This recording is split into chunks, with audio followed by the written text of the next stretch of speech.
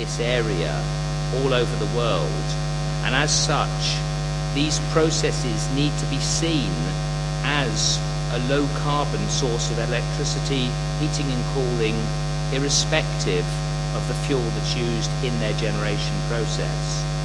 Thirdly, and a subject that I can't remember how many years it's been going around in the negotiations. In his speech originally this morning, Bjorn said he thought he'd got rid of the word technology transfer.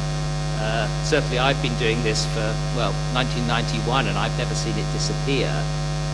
But there have got to be significant opportunities to actually use efficient energy technologies, existing efficient technologies. Often technology transfer and deployment are inhibited by the lack of an appropriate enabling framework. Much more needs to be done to drive increased technology transfer of today's efficient technologies and provide broader markets for the innovative technologies of the future.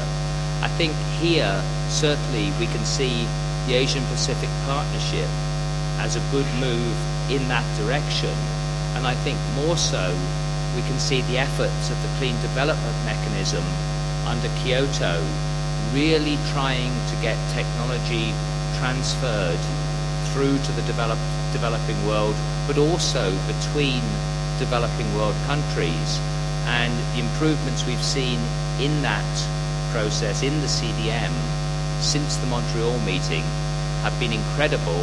Some improvement is still needed, but we have to keep the momentum going. And one thing that is definitely being stressed over in the conference centre is the need to ensure that the CDM and other mechanisms are there and operating after post-2012.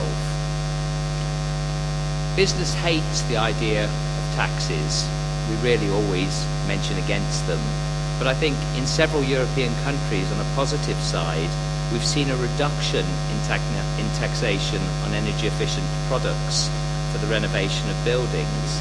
In the US, the Energy Policy Act of 2005 gives tax credits for new and existing housing and commercial buildings.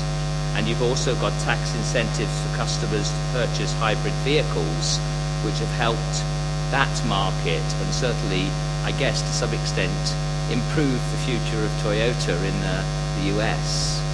If we look fifthly at energy services, basically consumers want the services that the energy provides, heat, lighting, comfort, and not actually the energy itself. Given this, several regions are experimenting with making energy providers into energy service providers. These moves are creating a lot of business opportunity for the energy companies and the others that support energy efficiency improvements. So that's again another policy that is working, but not a policy that will work under the auspices of Kyoto. If we look at the building codes and standards, many standards include energy efficiency as an effective tool to ensure buildings are built to minimize energy use. We've heard this morning, as part of the IEA review, this is being studied, existing building standards and codes. And this is actually vitally important for developing countries. For example, in Mexico alone, they're planning to build 20 million new homes by 2030. And therefore, all we can say is the standards of today will actually define the energy use in the building stock for many decades to come. I think seventh but not quite final, voluntary commitments and partnerships. We've heard again from some of our speakers of the importance in this area because they're offering a flexible approach to improving energy efficiency. In the USA, the Climate Leaders Partnership with the US EPA has encouraged individual commercial and manufacturing companies to develop long-term greenhouse gas emission reduction strategies. In Japan, industries developed voluntary action plans and approaches through the Kidandran Voluntary Action Plan And in South Africa, members of the National Business Institute have signed an energy efficiency accord with the Department of Minerals and Energy. And then finally, and a point that was actually mentioned again, is the area of consumer information. In the US, the Energy Star program, and in Europe, the Energy Labeling program, has definitely made efforts and succeeded in improving the energy efficiency of buildings and products. We heard the example of refrigerators cited earlier on. Copiers actually fall into that area as well. There are a number of other campaigns, but I think one of the issues that again came out from the panel was how to actually raise the general awareness of the population in this area. This technically should fit into Article 6 discussions under the protocol, but again, that's another article that is constantly debated at these fora, but we never seem to see much progress in the education, consumer awareness area, at least through the international forum. But anyway, to conclude, I think the general consensus certainly, and I guess people would say now it's stating the obvious, is that energy efficiency makes good business sense and certainly can help enhance competitiveness.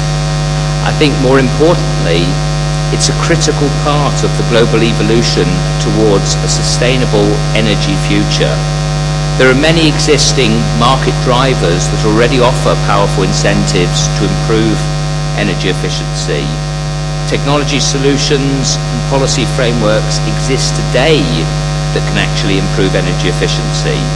But I think what we've actually heard from the panel is that these systems can and must be improved to get this enhancement. And I think one of the additives was the fact that we need to find ways of overcoming not just the economic barriers, but the non-economic barriers as well. Finally, within each region, clear energy efficiency action plans are really needed to identify the range of measures that are going to work with the markets and improve information and lower barriers to deployment of economic solutions.